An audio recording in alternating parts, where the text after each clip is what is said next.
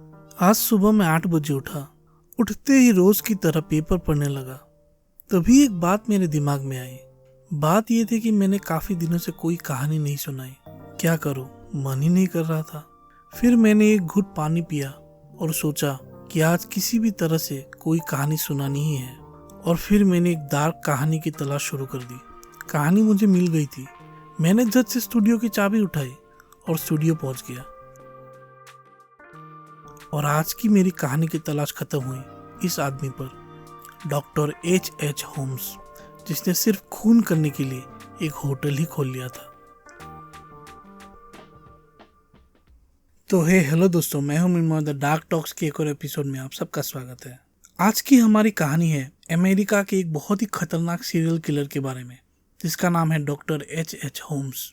बहुत सारे लोग इसे अमेरिका का पहला सीरियल किलर भी बोलते हैं। इस सीरियल किलर ने 1891 और 1894 के बीच, यानी कि इन 3 सालों में 27 लोगों का खून कर दिया था। और कुछ लोगों का कहना है कि ये नंबर 100 के ऊपर भी हो सकता है। आपको सुन के ये हैरानी होगी, लेकिन इसने सिर्फ खून करने के लिए अपना एक होटल खोल लिया था, जिसको मीडिया वालों ने उस समय नाम दिया था द मर्डर कासल। ये होटल सिर्फ वहां आने वाले गेस्ट का खून करने के लिए बनाया गया था। ये होटल पूरी तरह से एक पजल जैसा था, जिसमें ऐसे कमरे थे जो ऑटोमेटिक लॉक हो जाते थे। दरवाजे खोलने पर सीधा दीवार आती थी। स्टेयरकेस जो नीचे जाती थी लेकिन डेड एंड हो जाता था। और अलमारी ऐसी थी जिसमें अगर आदमी झुककर देखे कि क्या है तो वो सीधा नीचे उस होटल के बेसमेंट में गिर जाता था। और दोस्तों, उस होटल के बेसमेंट में इस आदमी ने एक क्रीमेटोरियम, यानी कि जहाँ पर मुर्दों को जलाया जाता है, वो बना के रखा था, ताकि जिसका भी खून वो उस होटल में करे उसको वहीं पर जलाकर खाक कर दे। ये बहुत ही खतरनाक आदमी था दोस्तों। इसके बारे में शायद आपने सुना होगा, लेकिन आज हम इसकी पूरी कहानी अच्छी तरह से जानेंगे। इस कहानी को एंड तक जरूर देखिए और मेरे चैनल को लाइक और सब्सक्राइब भी जरूर कर दीजिए, क्योंकि इस तरह की डार्क और मिस्टीरियस कहानियां मैं आपके सामने लेके आता रहता हूँ। और मैं माफ़ी चाहता हूँ दोस्तों कि मैं इतने दिनों बाद ये एपिसोड बना रहा हूँ, लेकिन क्या करूँ, इस चैनल से मेरी कोई भी अर्निंग नहीं होती है। और अर्निंग करने के लिए मुझे दूसरा कोई और काम करना पड़ता है। उसके बारे में कभी आपको मैं बताऊंगा, लेकिन फिलहाल तो इस चैनल से बिल्कुल ना के करीब अर्निंग होती है। इसीलिए अगर आप चाहते हैं कि मैं रेगुलर इस तरह की कहानियां लेके आ सकूं, तो थोड़ी सी मदद आप मेरी कर सकते हैं। अगर आप लोग चाहे तो मैं अपना UPI ID डिस्क्रिप्शन में आपसे दूंगा और वीडियो में भी इस बात को बोल दूंगा। अगर आप लोग चाहे तो, मतलब ऐसा कोई कंपलसरी नहीं है, बस अगर आप चाहे तो इस UPI ID पे आप मुझे कुछ डोनेट कर सकते हैं और इस तरह से आप लोग मेरी मदद कर सकते हैं। तो thank you so much friends. दोस्तों, इस खतरनाक आदमी ने, डॉक्टर H.H. होम्स ने, इतने सारे खून कर दिए और बहुत ही बुरी तरह से इसने खून किया। ये किस तरह से खून करता था मैं आपको बताता हूँ। जो भी लोग इसके होटल में आते थे, सभी तो नहीं लेकिन कुछ शिकार को ये पहले उसकी रेकी करता था थोड़ा बहुत, कि ये कहाँ से आया है, अकेला आया है कि किसी के साथ आया है। और जब ये अपना शिकार चुन लेता था तो उसको इस तरह के कमरों में फंसा देता था जहाँ से निकलना उस आदमी का मुश्किल हो जाता था। एक बार अगर शिकार उस कमरे में फंस गया तो ये गला दबाकर या किसी रस्सी से या किसी चाकू वगैरह से, और नहीं तो उस कमरे को बंद करके उस कमरे में जहरीली गैस छोड़कर उस आदमी को ख़त्म कर देता था। उस आदमी को मारने के बाद या तो वो डेड बॉडी को अपने क्रीमेटोरियम में जला देता था, और नहीं तो उसकी डेड बॉडी को किसी मेडिकल स्कूल में बेच देता था, क्योंकि मेडिकल स्कूल में तो डेड बॉडीज की ज़रूरत पड़ती है। तो उधर से भी वो पैसे कमाता था। करीब 3 सालों तक इसने अपना ये खूनी खेल खेला और इसके शिकार में कई सारे बच्चे, औरतें और इसका एक बिजनेस पार्टनर भी था। तो ये काफ़ी खतरनाक आदमी था दोस्तों। और जब इसको पकड़ा गया तो इसके चेहरे पर एक रिमोर्स का निशान नहीं था। तो ये ऐसा क्यों बन गया, तो इसके लाइफ के बारे में पहले हम लोग जान लेते हैं। Doctor H.H. होम्स, जिसका असली नाम था हरमन वेबस्टर मजेट, उसका जन्म हुआ था 16 मई 1861 को अमेरिका के न्यू हैम्पशायर में। उसके जो माता पिता थे उनका नाम था लीवाई मजेट और पेज प्राइस। ये दोनों इंग्लैंड से अमेरिका आए थे सेटल होने के लिए। जब ये एक स्टूडेंट था तो इसने कई सारे डिफरेंट स्कूल में पढ़ाई की। उनमें से एक स्कूल था गिलमेंटन एकेडमी, जहाँ से इसने मैट्रिक यानी कि 10th की परीक्षा पास की। इसके बारे में एक बात है कि बचपन में ये पढ़ाई लिखाई में काफ़ी अच्छा था। ये बहुत ही एक कनिंग लड़का था, पढ़ाई लिखाई में काफ़ी अच्छा था। इसके दोनों ही पेरेंट्स बहुत ही ज़्यादा रिलीजियस थे। और जब मैं इसके बारे में रिसर्च कर रहा था तो लिखा हुआ था कि इसके पेरेंट्स मेथोडिस्ट थे। अब ये कौन सा रिलीजन है मुझे ज़्यादा नहीं पता, लेकिन क्रिश्चियनिटी का ही शायद ये एक पार्ट है। किसी को अगर पता हो तो कमेंट्स में ज़रूर बताइए। तो इसके पेरेंट्स काफ़ी ज़्यादा रिलीजियस थे और काफ़ी ज़्यादा हार्ड वर्किंग थे। पैसा कमाने के लिए इसके फादर एक फार्मर का काम करते थे, एक ट्रेडर का काम करते थे और हाउस पेंटिंग वगैरह, मतलब वो लेबर टाइप के सारे काम करते थे। लेकिन इसके फादर एक बहुत बड़े शराबी भी थे। वो हेवी ड्रिंकर थे और ड्रिंक करने के बाद नशे में ये अपने पूरे फैमिली को मारते थे, स्पेशली ये हरमन की माँ को। हरमन के और 2-3 भाई बहन भी थे, तो सबको बहुत ही ज़्यादा इसके फादर एब्यूज़ करते थे। तो घर का तो ये माहौल था और स्कूल में भी इसको बहुत ही ज़्यादा बुली किया जाता था। और बुली इसलिए क्योंकि ये पढ़ाई लिखाई में दूसरों से काफ़ी आगे था। और दोस्तों ये बात सच भी है कि हम लोग भी जब स्कूल में थे तो जो सबसे अच्छा था पढ़ाई में उसको मतलब ऐसे ही चिढ़ाते थे हम लोग भी, और बुली ही बोल लीजिए एक तरह से। उस चीज़ को करना तो ऐसा नहीं चाहिए, मतलब उसको ऐसा लगता था होगा कि दूसरे लोग उसके साथ अच्छा व्यवहार नहीं कर रहे हैं, तो ऐसा ही इसके साथ भी होता था। क्योंकि ये पढ़ाई लिखाई में सबसे अच्छा था तो इसको बहुत ही बुली किया जाता था, इवन लड़कियों के द्वारा भी। अब दोस्तों स्कूल में बुलिंग और घर में एक शराबी बाप आके मारता है, ये तो काफ़ी फैमिलीज की कहानी है। लेकिन ऐसे ही एक स्कूल में एक दिन इसकी लाइफ में एक बहुत बड़ा मेजर लाइफ इवेंट हुआ, बहुत बड़ा, और इस इवेंट ने इसके दिमाग पर एक बहुत ही निगेटिव इम्पैक्ट छोड़ा। वो इवेंट ऐसा था कि एक बार इनके स्कूल में एक ह्यूमन स्केलेटन को लाया गया, एक असली ह्यूमन स्केलेटन। तो क्या किया, इसके जो कुछ क्लासमेट्स थे उन्होंने इसको पकड़कर उस लैब में लेके गए और उस स्केलेटन के साथ इसको बांध दिया और उस स्केलेटन का जो हाथ था वो उसके मुंह पर ऐसा रख दिया।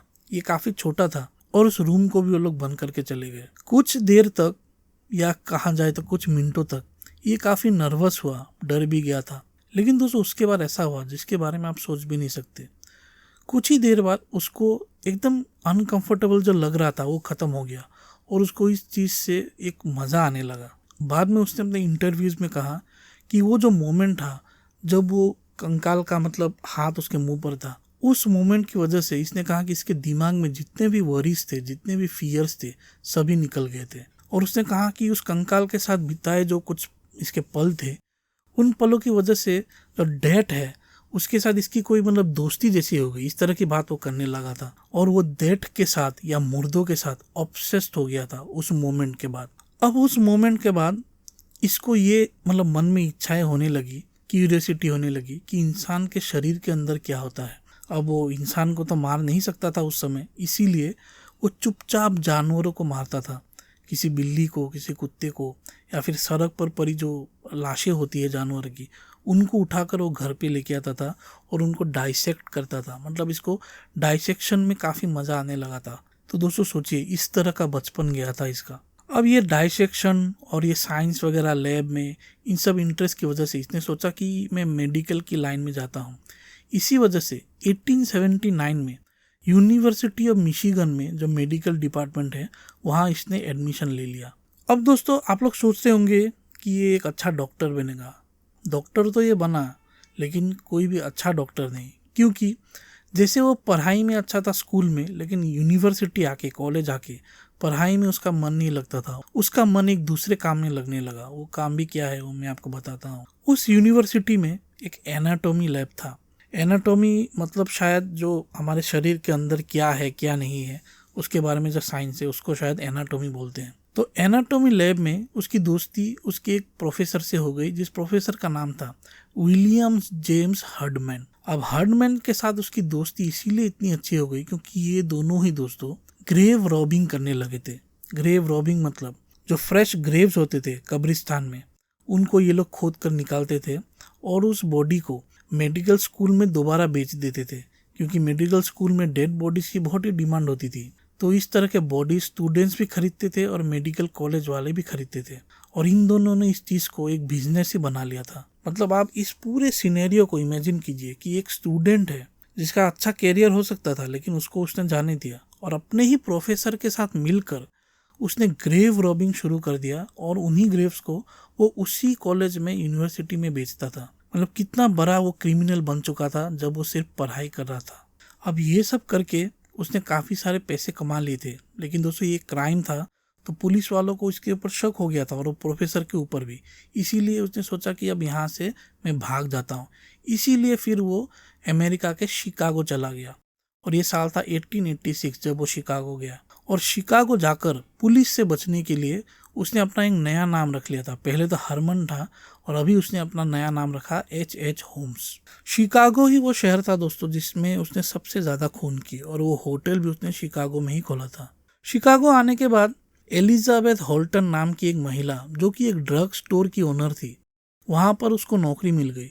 उस नौकरी में उसने इतना अच्छा परफॉर्म किया, इतना अच्छा किया कि वो मतलब एम्प्लॉयर बहुत ही ज़्यादा खुश हो गई थी। और उसके बाद वो जो ड्रग स्टोर था वो भी उसने उस महिला से खरीद लिया था। लेकिन कई लोग ये भी कहते हैं कि होम्स ने उस महिला का यानी अपने मालिक का खून कर दिया था। उसके बाद वो जो स्टोर था वो उसने हड़प लिया था। उसी स्टोर के ठीक मतलब ऑपोजिट में, रास्ते के ऑपोजिट में ये ज़मीन थी जिसमें इसने ये होटल बनाया।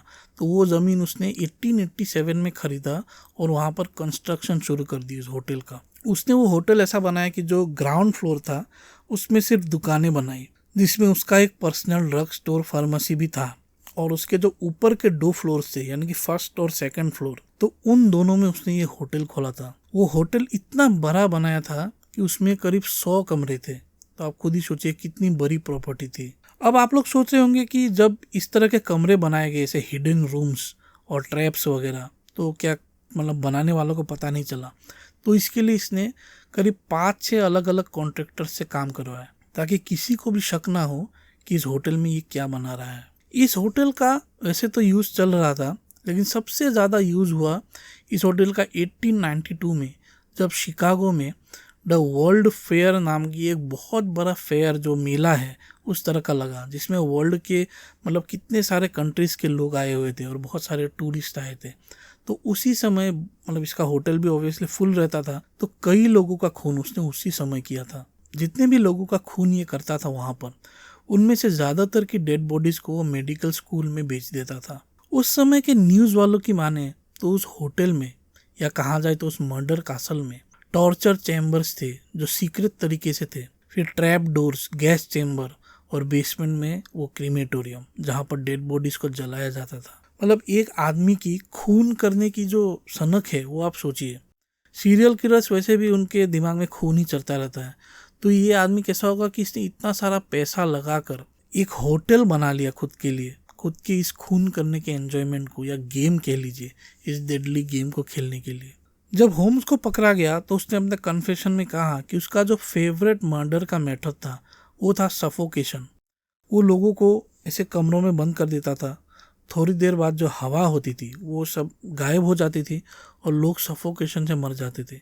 या फिर ये अपने विक्टिम्स को किसी ट्रंक वगैरह में मतलब बंद कर देता था और कुछ देर बाद सफोकेशन से उनकी मौत हो जाती थी। कई विक्टिम्स को ये स्टारवेशन से भी मारता था, यानी कि कहीं पे लॉक करके रख देता था और खाना वाना नहीं देता था और उनकी स्टारवेशन से मौत हो जाती थी। और कई लोगों को तो इसने उस होटल में जिंदा जला दिया था। तो कितनी बुरी मौत देता था आप सोचिए। इस मर्डर कासल के अलावा उसकी एक ग्लास फैक्ट्री भी थी उसके पास ही, होटल के पास। और वहाँ पर भी ग्लास फैक्ट्री में भी तो आग वगैरह होती है, मतलब एक चिमनी होती है। तो कई लोगों का कहना था कि उधर भी कई सारे डेड बॉडीज को जलाया गया था। तो इस तरह से इतनी बुरी मौत वो लोगों को देता था। अभी दोस्तों कुछ इसके वर्स्ट क्राइम्स के ऊपर या मर्डर्स के ऊपर बात करते हैं। होम्स की एक मिस्ट्रेस थी, यानी कि जो रखेल है, तो 31 ईयर ओल्ड जूलिया स्मिथ इस नाम की थी। वो इसके होटल में एक्चुअली गेस्ट बनकर आई थी अपने पति के साथ। उसका नाम था लॉरेंस। तो ये दोनों आए थे और उनकी एक बेटी भी थी। लेकिन होटल में ये होम्स पता नहीं मतलब किस तरह का आदमी था, एक शादीशुदा महिला को कुछ ना कुछ बातें बोलकर इसने अपने प्यार के जाल में फंसाया। और ऐसा फंसाया कि वो अपने पति को छोड़कर होम्स के साथ रहने लगी। और उसका जो पति था उसको काफ़ी बुरा लगा, वो तो कहीं पे चला गया और ये पत्नी उसके साथ रह गई। उसके बाद दोस्तों इस होम्स ने कुछ दिन तक तो वो इस महिला के साथ रहा, लेकिन कुछ दिनों बाद ये महिला भी गायब हो गई और उसके साथ उसकी जो बेटी थी 5 साल की वो भी गायब हो गई। और वो जो जितने भी गहने वगैरह वो लेके आई थी सब होम्स ने अपने पास रख लिए। बाद में जब होम्स को अरेस्ट किया गया और उसके मर्डर कासल की छानबीन की गई, तब उस मर्डर कासल का जो क्रीमेटोरियम था वहाँ पर इस बच्ची के और इस महिला के बॉडी के बोन्स वगैरह मिले। होम्स को जब पूछा गया कि ये महिला तो तुमसे प्यार करती थी, तो तुमने इसका खून क्यों किया, तब होम्स ने कहा कि मेरा इस महिला के साथ फिजिकल रिलेशन हो गया था, जिसकी वजह से वो प्रेग्नेंट हो गई थी और मैं कोई भी बच्चा नहीं चाहता था। इसीलिए होम्स ने खुद ही उस महिला का एबॉर्शन करने का ट्राई किया। लेकिन मैंने जैसे वो कहा कि ये कोई अच्छा डॉक्टर नहीं था, तो उसकी वजह से एबॉर्शन में कुछ गलती हो गई और वो महिला मर गई। और ये मतलब एक तरह से खून ही हुआ ये। और इस बात की जानकारी उस महिला के बच्चे को भी लग गई थी, जो बेटी थी, तो इसीलिए उस बेटी को भी जहर देके इसने मार दिया। उसके बाद 1892 में ही, मतलब उसी साल, दोबारा से एक 23 साल की लड़की को इसने अपने यहाँ पे काम पे रखा होटल में, और उसके साथ भी इसका फिजिकल रिलेशन हुआ। वो लड़की भी प्रेग्नेंट हो गई। फिर उसकी बहन भी कुछ विजिट करने आई थी इसके पास, तो इन दोनों बहनों को होम्स ने मार डाला। और इस दोनों बहनों को मारने से पहले दोस्तों, इनकी जो प्रॉपर्टी थी, इनकी खानदानी प्रॉपर्टी थी, वो होम्स ने ज़बरदस्ती अपने नाम करवा लिया था। यानी कि ये ना सिर्फ एक साइको किलर था, बल्कि इसको प्रॉपर्टी, पैसे, इन सब चीज़ों में भी बहुत ज़्यादा प्यार था इसको। अब दोस्तों, इतना बड़ा होटल बनाना, इतनी बड़ी जालसाजी और इतने लोगों को मारने के लिए, मतलब ये अकेला तो करता था, लेकिन इसने एक आदमी भी रखा हुआ था, और उस आदमी का नाम था बेंजामिन पिट्जेल। ये बेंजामिन भी एक तरह का क्रिमिनल ही था, लेकिन जब वो होम से मिला था तब वो अपना क्रिमिनल कैरियर छोड़ चुका था और कुछ एक इन्वेंट किया था उसने कुछ चीज़, तो वो बेचने की कोशिश कर रहा था। इसी तरह से ही इसकी मुलाकात होम्स से हुई थी। लेकिन होम्स ने इस पिट्जेल को अपना राइट हैंड बना दिया था, और कई सारे मर्डर्स, यानी कि 3-4 मर्डर्स में पिट्जेल ने होम्स का साथ दिया था। 1894 में इन दोनों ने, यानी कि होम्स और पिट्जेल ने, एक बहुत ही खतरनाक प्लान बनाया। उन्होंने सोचा कि मतलब होम्स ने पहले कहा कि मैं इंश्योरेंस लूँगा एक अपने नाम पर, और फिर कुछ ही दिनों बाद एक डेड बॉडी इंश्योरेंस कंपनी वालों को दिखाऊंगा और कहूँगा कि ये मैं ही हूँ, और जिसकी वजह से इंश्योरेंस कंपनी वाले इन दोनों को $10,000 देंगे। तो इस तरह से इंश्योरेंस कंपनी को ठगने का इन दोनों ने प्लान बनाया। लेकिन बाद में जब प्लान करने का टाइम आया, तब होम्स ने कहा कि पिट्जेल तुम मर जाओ मेरी जगह पर। तो ये भी रेडी हो गया, क्योंकि ये होम्स को पूरी तरह से ट्रस्ट करता था। लेकिन दोस्तों, मतलब मरना तो था इसको झूठ मूठ, लेकिन होम्स ने इसको असली जहर दे दिया था और पिट्जेल की मौत हो गई थी। पिट्जेल का खून करने के बाद उसकी बॉडी को इंश्योरेंस कंपनी को दिखाया गया, और उस समय तो इतनी साइंस एंड टेक्नोलॉजी डेवलप नहीं हुई थी कि वो लोग इतना कुछ देख सके। इसीलिए जब उनको बॉडी मिल गई तो उन्होंने $10,000 जो उसकी लाइफ इंश्योरेंस थी वो होम्स को दे दी, और होम्स ने उसमें से पिट्जेल की फैमिली को एक पैसा भी नहीं दिया। लेकिन दोस्तों, पैसा तो छोड़िए, उसके बाद उसने पिट्जेल की फैमिली के साथ जो किया वो सुन के आप लोग दंग रह जाएंगे।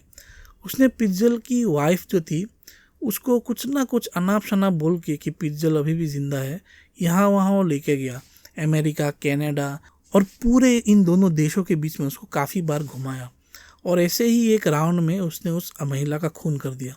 उसके बाद पिट्जेल की 3 बेटियां थी, शायद 2 बेटियां और एक बेटा था। उनको भी अपनी माँ की मौत के बारे में उसने कुछ भी नहीं बताया था। पिट्जेल के बच्चे होम्स के साथ घूम रहे थे और उनको ये तक नहीं पता था कि उनके माँ बाप का खूनी ही ये होम्स ही है। तो उन बच्चों को इस तरह से बेवकूफ़ बना कर, घुमा घुमा कर, कुछ महीनों बाद इसने उन तीनों का खून कर दिया, और इतने बुरी तरीके से किया कि आप सोच भी नहीं सकते। उन तीनों को इसने एक बहुत बड़ा ट्रंक इसने खरीदा, उस ट्रंक के अंदर उन तीनों को बंद कर दिया। फिर उस ट्रंक के ऊपर उसने एक छेद किया, और उस छेद में उसने जो हमारा LPG सिलेंडर होता है, उस सिलेंडर से पूरा गैस उसके अंदर भर दिया, और उसके बाद वहाँ पर उसने आग लगा दी, और इस तरह से इतनी बुरी मौत इन तीनों को उसने दी। अब दोस्तों, ये जो खून इसने किया था, यानी कि इस पिट्जेल फैमिली का, ये खून उसने अपने होटल में नहीं किया, अलग अलग जगहों पर, कहीं पे ये रेंट में रहता था, कहीं होटल में, उन जगहों पर इसने किया। तो इसकी वजह से वो इन खूनों को अच्छी तरह से नहीं छुपा पाया, क्योंकि होटल में तो करता था, जला देता था, बिल्कुल इस तरह से करता था, लेकिन इनको नहीं कर पाया। और इसी वजह से पुलिस इस मामले में बहुत ही बुरी तरह से इन्वॉल्व हो गई, क्योंकि इस तरह का एक फैमिली पूरा गायब हो गया था। तो पुलिस जब अपनी छानबीन करती गई तो उनको इस होम्स के बारे में मालूम चला, और होम्स तो पहले भी अपने कॉलेज के दिनों से पुलिस को चकमा दे रहा था। तो अब पुलिस इसके पीछे बहुत ही बुरी तरह से पड़ गई, और 17 नवंबर 1894 को बॉस्टन में होम्स को पुलिस ने गिरफ्तार किया। अब इसको गिरफ्तार करने के बाद जब इसका कन्फेशन लिया गया तब ऑब्वियसली ये बहुत ही चालाक आदमी था। इसने सोचा कि अगर मैं कन्फेस कर दूंगा तो पुलिस मुझे कम सज़ा देगी। तो इसने जितने भी उसके क्राइम्स थे, जो होटल था, जहाँ जहाँ होटल रूम्स में इसने खून किए थे या कहीं पर रेंट लेके किया था, सब पुलिस को इसने बता दिया और पुलिस को काफ़ी फिजिकल एविडेंस मिले भी। इसके अरेस्ट होने के बाद ये मालूम चला कि होम्स ने ना सिर्फ सीरियल किलिंग की बल्कि कई लोगों की प्रॉपर्टी विश्वासघात करके अपने नाम कर ली। इस तरह के कई लोग थे। कई लोगों को ऐसे मारा कि उनके नाम पर इंश्योरेंस लेके उनका खून किया अपने होटल स्टाफ का, फिर उनकी इंश्योरेंस मनी ले ली और कई डेड बॉडीज़ को मेडिकल कॉलेजेस में बेचा था। तो इतने सारे इसने क्राइम किए थे दोस्तों। अब दोस्तों इसने कन्फेस तो किया और बहुत सारी बातें भी चली, लेकिन फिर भी होटल में जितने लोगों का खून किया था उनमें से किसी का भी कोई भी फिजिकल एविडेंस पुलिस के पास नहीं था और इसी वजह से होटल में किए गए किसी भी खून की सज़ा इसको नहीं मिल सकती थी। लेकिन जो पिट्जल फैमिली को इसने मारा था उसके तो सबूत थे, हड्डियाँ वगैरह थी, बॉडी पार्ट्स थे। तो उस केस में इसको सज़ा हुई और जिसकी वजह से अक्टूबर 1895 को डॉक्टर H.H. होम्स को मोयामेंसिंग प्रिजन में फांसी दे दी गई। इसके बारे में कई सारी किताबें लिखी थी और उस समय की काफ़ी तो 100 साल पहले की बात है, जो लोगों के इंटरव्यूज़ लिए गए थे। तो उन इंटरव्यूज़ में पुलिस वालों ने और जो प्रिजन वालों ने कहा था कि जब इसका मौत का दिन आ रहा था, समझो कल दिन है, तो उस समय तक भी ये बिल्कुल भी नर्वस नहीं हुआ था। इसके मुंह पर किसी भी तरह का कोई रिमोर्स यानी कि पछतावा या डर, एंग्जाइटी या डिप्रेशन नहीं था। ये बिल्कुल एक चिल आउट पर्सन था। ये अंदर से कितना एक कोल्ड पर्सन होगा दोस्तों, आप सोचिए। अब इसके मौत का दिन आ गया था और इसको पूछा गया कि तुम्हारी आखिरी इच्छा क्या है, और इसकी जो लास्ट डाइंग विश थी वो भी बहुत ही ज़्यादा अनयूजुअल थी। इसने कहा था दोस्तों कि मेरा जो कॉफिन है वो 10-15 फीट नीचे गाड़ना और उसके ऊपर पूरी तरह से कंक्रीट लगा देना, क्योंकि इसका डर था कि कहीं ग्रेव रॉबर्स इसके ग्रेव को ना लेके जाए, ऊपर ना उठा ले। तो देखिए दोस्तों, जिसने पूरी ज़िंदगी दूसरे लोगों की ग्रेव रॉबिंग की, वो अब खुद ही डर रहा है उसका ग्रेव भी कोई रॉब कर लेगा।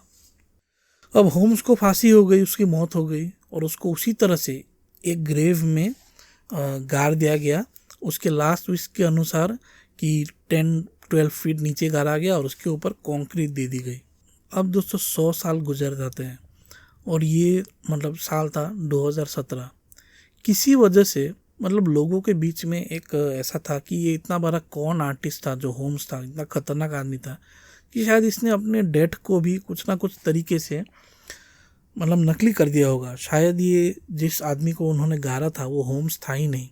तो इस तरह का एक पॉइंट आया था 2017 को, जिसकी वजह से गवर्नमेंट ने सोचा कि इसके बॉडी को फिर से एक्सह्यूम करते हैं, बाहर निकालते हैं 100 साल बाद, सोचिए, और देखते हैं कि ये होम्स ही था या कोई और था। तो उसके बॉडी को निकाला गया और जब उसके बॉडी को निकाला गया सभी लोग हैरान हो गए उसके बॉडी को देखकर, क्योंकि 100 साल बाद भी उसके जो कपड़े थे वो बिल्कुल एकदम ओरिजिनल जैसे थे। कुछ भी नहीं हुआ था कपड़ों को, स्किन वगैरह तो सब उतर गई थी, लेकिन उसके मूंछें बिल्कुल परफेक्ट थी। तो पता नहीं किस वजह से इसका बॉडी इस तरह से प्रिजर्व हो गया था। तो जब देखा गया तो पता चला कि वो होम्स ही था। तो दोस्तों यही कहानी थी इस खतरनाक आदमी की, डॉक्टर H.H. होम्स, जिसको अमेरिका का पहला सीरियल किलर भी बोला जाता है। इसकी कहानी बहुत ही ज़्यादा इंटरेस्टिंग है दोस्तों और बहुत लंबी भी है। अब मैं इतना सुनाऊंगा तो 1 घंटे के ऊपर हो जाएगा। अगर आप लोग को और सुनना है तो कई सारे डॉक्यूमेंट्रीज़ हैं, कई सारे टेक्स्ट है इसके बारे में, वो सब पढ़ सकते हैं। तो यही कहानी थी दोस्तों आज की। होप करता हूँ ये कहानी आपको पसंद आई है। अगर पसंद आई तो प्लीज़ मेरे चैनल को लाइक और सब्सक्राइब ज़रूर कर दीजिए। जल्द मिलता हूँ एक और कहानी के साथ। Till then, thank you so much.